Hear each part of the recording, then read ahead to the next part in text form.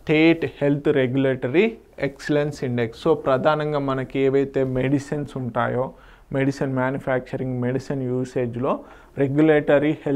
Regulatory ఎక్సలెన్స్ని రూపొందించాలి. States ఏవైతే ఉన్నాయో అవి రెగ్యులేటరీ సిస్టమ్ని ఎన్హాన్స్ చేయాలి, ఇంకెక్కువగా స్ట్రెంథన్ చేయాలన్న ఉద్దేశంతో మినిస్ట్రీ ఆఫ్ హెల్త్ సైన్స్ వాళ్ళు మనకి స్టేట్ హెల్త్ రెగ్యులేటరీ ఎక్సలెన్స్ ఇండెక్స్ని తీసుకురావడం జరిగింది.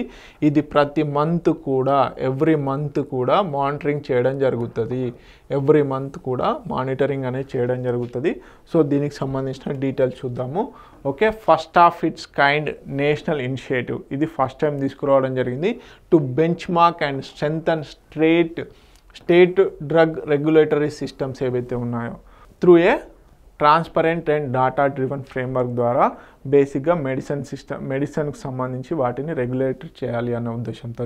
So launched by the union health ministry in 2025 Shresth benchmarks ద్వారా state drug regulatory systems to ensure safe high quality medicines across India.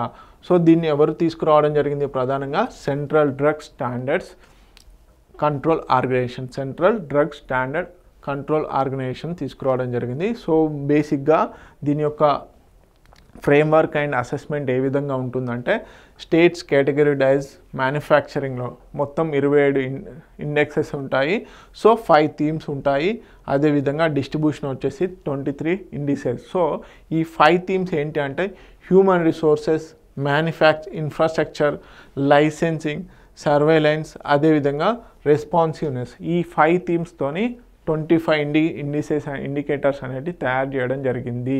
So వీటిని base చేసుకొని monthly data ద్వారా బేసిక్గా regulatory framework అనేది చేయబోతున్నారు.